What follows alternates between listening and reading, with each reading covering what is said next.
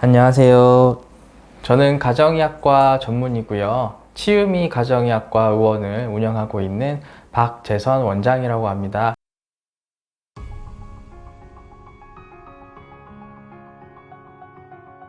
소화불량이라는 증상이 있는 거고 만성 설사가 있다고 볼 수가 있는데요. 이런 증상들을 대표적으로 일으킬 수 있는 질환이 바로 과민성 대장증후군이라는 겁니다. 주변에서도 의외로 많이 볼 수가 있는 질환 중에 하나입니다. 복부 불편감이나 만성적인 설사나 변비가 반복이 되면서 복통이 특징적인 질환인데요.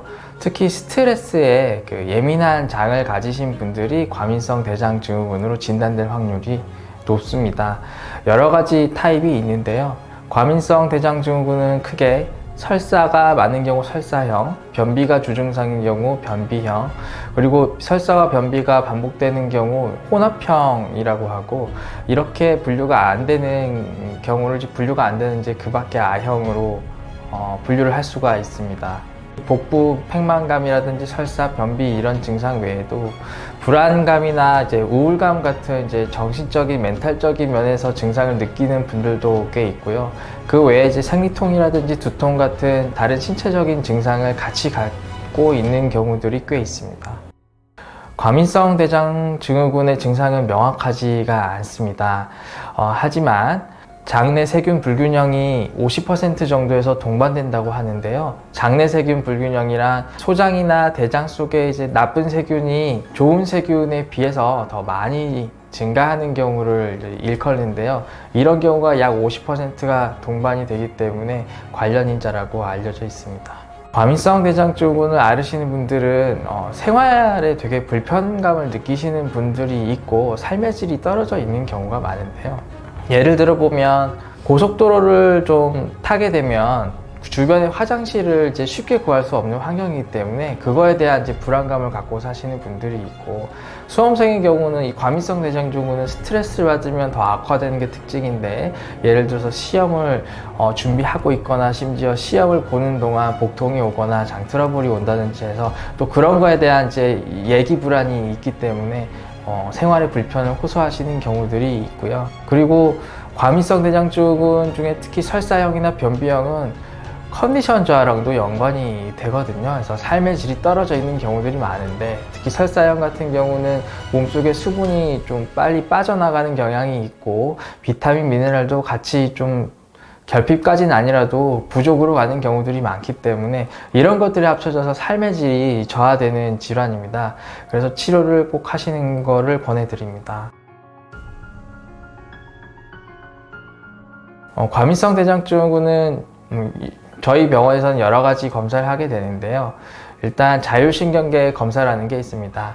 자율신경계는 우리 몸에 불수의적으로 움직이는 운동들, 예를 들면 위장 운동이라든가 침샘이 자동적으로 침이 분비되는 기능이라던가 땀이 나는 기능, 이런 기능들은 사실 우리가 의식하지 않는데도 자동적으로 자율적으로 일어나는 기능들이지 않습니까? 그런 것들이 이제 자율적으로 조절된다고 해서 이제 자율신경계라는 이름이 붙었고요. 이런 자율신경계가 대표적으로 조절하는 게 위장 운동인데, 이런 자율신경계 불균형이 오면 과민성 대장증후군에서 나타나는 증상들이 나타날 수가 있습니다. 그리고 소변 유기산 검사라는 걸 하게 되는데요. 소변 유기산 검사를 하면 과민성 대장증후군에서 이제 흔히 동반되는 비타민 B가 모자라다는 게 나올 수 있고, 그리고 산화 스트레스가 높아지게 하는 질환이기 때문에 이제 산화 스트레스를 높이는 원인이 뭔지도 알 수가 있고, 항산화제라는 게 어떤 게 모자란지도 알 수가 있기 때문에 그 다음에 이제 모자란 거를 넣어주는 치료로 연결될 때 중요한 검사이고요. 그리고 과민성 대장증후군은 멘탈적인 부분도 관련이 있는 경우가 매우 많은데, 결국 이 멘탈은 뇌 호르몬의 불균형에서 오는 거거든요. 그래서 뇌 호르몬이 불균형한지도 알 수가 있는 검사입니다. 또한 나쁜 세균이 많은지 좋은 세균이 많은지를 볼 수도 있는 게 소변 유기산 검사인데요. 제가 아까 말씀드렸던 장내 세균 불균형이 있는지를 볼 수가 있습니다. 그 이외에 만성 피로나 수면이랑 관련된 이제 호르몬이나 몸속에 염증이 있는지 보는 피 검사를 나갈 수가 있고, 배변 습관이라든지 식이 습관이 어떻게 되는지 보는 검사들도 있습니다. 자기한테 맞지 않는 음식이 있는 경우들이 굉장히 많거든요. 대표적인 게 우유랑 밀가루 음식인데요. 이런 것들이 왜 과민성 대장증후군 증상을 악화시키냐면 지연성 알러지를 일으키기 때문에 그런 거거든요. 지연성 알러지를 일으킬 수 있는 90가지 종류의 이제 음식에 대한 항원에 대한 검사인데요. 여기서 검출되는 음식들을 치료적인 측면에서는 식단을 짤 때 이런 것들은 좀 제외하고 드시는 쪽으로 계획을 이제 드려줄 수가 있기 때문에 시행하는 검사입니다. 네, 있습니다. 아까 말씀드렸던 여러 가지 검사를 통해서 과민성 대장증후군 환자분들이 어떤 부분들이 모자라거나 이제 문제가 있는지를 찾아내서 그거에 대한 맞춤 치료를 진행을 하게 됩니다. 저희 병원에서는 병원 전용 영양제를 취급하고 있는데요.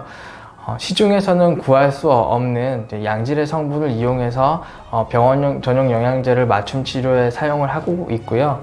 그리고 소변 유기산 검사라든지 다른 검사들을 하게 되면 몸에 뭐가 모자란지를 알 수가 있기 때문에 거기에 대한 맞춤 영양 치료를 진행을 하게 됩니다.